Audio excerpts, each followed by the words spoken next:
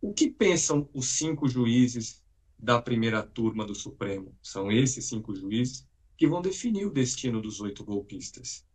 Mas o que prevaleceu nessa semana, então, foi a acusação do Ministério Público e foi também a defesa dos advogados. E entre essas defesas, nós vimos coisas bastante interessantes. Vários advogados bajularam os juízes do Supremo. Disseram, por exemplo, que o 8 de janeiro de 2023, que foi um quebra-quebra em Brasília, que levou inclusive à depredação do Supremo, tinha sido um fato lamentável. Claro, essa bajulação tem razão de ser.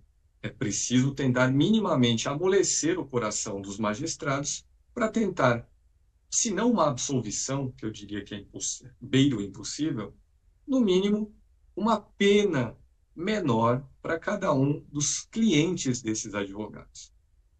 Um deles apenas teve, digamos, a coragem de confrontar Alexandre de Moraes.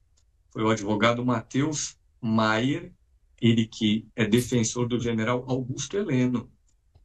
Foi um caso curioso esse do advogado e Aliás, do assim, Augusto Heleno. vamos contextualizar. O Matheus Maia é aquele que pediu para encerrar a fase dos depoimentos mais cedo porque precisava jantar, né? Quando o Supremo tomou os depoimentos dos réus golpistas, esse advogado disse que pediu para Alexandre de Moraes que a sessão no dia seguinte começasse um pouco mais tarde para ele poder comer direito o café da manhã dele. Por Mas esse pouco, advogado, né, ele não chama o ministro Alexandre de Moraes de merendíssimo, né, ao invés de meritíssimo,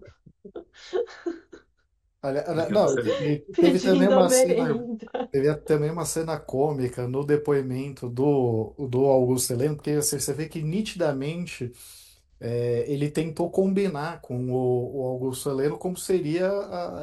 Ele não permitiu que o Augusto Heleno fosse inquirido por nenhum dos juízes. Só o próprio advogado de defesa que ia fazer perguntas para ele. Só que aí chegou um momento que ele estava fazendo perguntas para o Augusto Heleno estava se estendendo demais e se enrolando demais. E aí chegou uma hora que ele vira e repreende o próprio cliente e fala: é só sim ou não. Virou aquela coisa cômica, porque essa era uma frase que o Alexandre de Moraes costumava dizer para alguém que ele fazia uma pergunta direta e começava a fugir do tema, né? E aí o próprio Alexandre de Moraes, na ocasião, virou e falou assim: Olha, que fique registrado nos autos que é o seu advogado que está falando isso, não sou eu. Mas diga lá, Acertando Barrocal, qual bastante. foi a pérola do, do defensor nesta semana?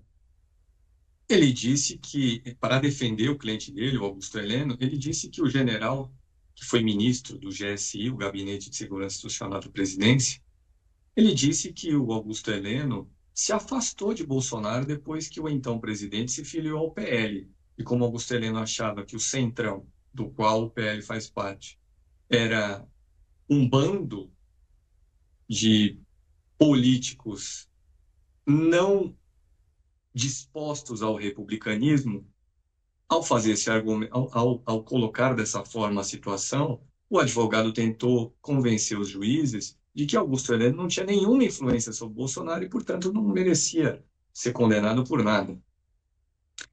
Um outro advogado de general também protagonizou uma cena, um momento muito interessante do julgamento. O advogado Andrew Fernandes Farias, ele que defende o general Paulo Sérgio Nogueira de Oliveira, que foi ministro da Defesa de Bolsonaro, e durante a exposição dele, ele disse algumas vezes que o general tinha tentado demover Bolsonaro.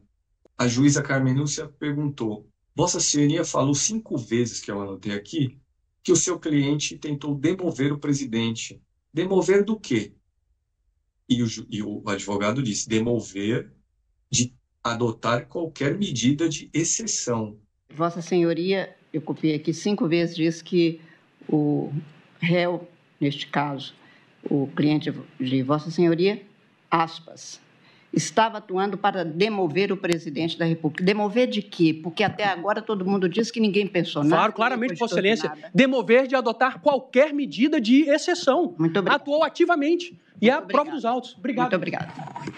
Ou seja, tinha um golpe tramado que só não foi adiante, porque, como bem observou o Procurador-Geral da República, Paulo Gonet, faltou apoio suficientemente na cúpula das Forças Armadas para que Bolsonaro fosse adiante, então, com aquela intenção de rasgar o resultado das urnas e continuar no poder. É a primeira vez, né, que a gente vê militares no banco dos réus podendo ser julgados com a possibilidade de serem condenados pelo crime de golpe.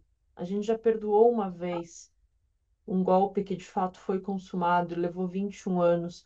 Acho que não perdoar uma segunda vez, uma tentativa, faz a gente não repara o fato de não ter punido a primeira vez, mas demonstra que talvez tenha mudado, que a democracia seja sólida e não pode se repetir, não vai ser tolerado esse tipo de tentativa.